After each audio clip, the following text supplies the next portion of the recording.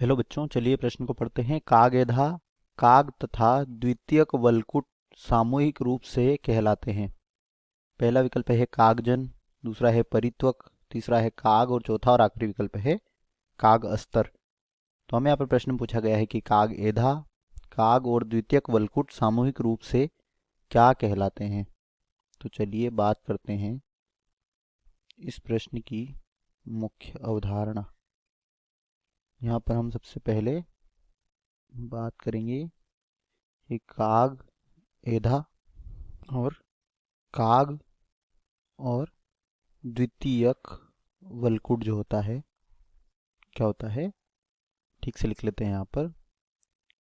कागेधा, काग और द्वितीयक वल्कुट, यह तीनों जो होते हैं इन्हें सम्मिलित रूप से क्या कहा जाता है, इन्हें परिचर्म या परित्वक कहा जाता है।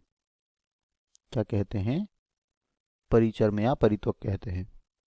तो अगर हम यहाँ पर बात करें विकल्पों की, तो पहला है कागजन। तो बच्चों, जो द्विबीजपत्री तने होते हैं इनमें किससे होता है? हाइपोडर्मिस या वल्कुट की बाहरी परत की जो कोशिकाएं होती है उनसे होता है।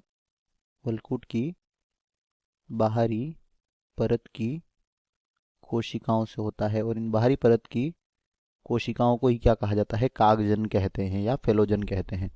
तो यह विकल्प यहाँ पर गलत हो जाएगा। इसके बाद दूसरा विकल्प है परित्वक, यही हमारे प्रश्न का उत्तर है। इसके बाद सी है काग। तो बच्चों, जो काग एधा होती है इसमें जब विभाजन होता है, काग एधा में विभाजन से बाहर की तरफ जो कोशिकाएं बनती है, क्या बनती है? बाहर की तरफ जो कोशिकाएं बनती है, इन कोशिकाओं में सुबेरिन का जमाव होता है, और सुबेरिन के जमाव के कारण यह क्या हो जाती हैं? सुबेरिन का जमाव होता है जिसके कारण यह मृत हो जाती हैं, और इन्हीं को क्या कहा जाता है? काग कहते हैं। तो यह भी यहाँ पर गलत हो जाएगा। इसके बाद है डी, काग अस्तर। तो बच्चों, काग अस्तर क्या होता है कि प्रत्येक वर्ष एक नई एधा बनती है।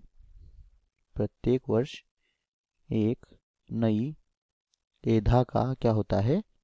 निर्माण होता है, और इसे ही क्या कहते हैं? काग स्तर कहा जाता है। तो यह भी गलत हो जाएगा। दिए गए प्रश्न का सही उत्तर होगा विकल्प बी। आशा करते हैं आपको समझ आया होगा। धन्यवाद।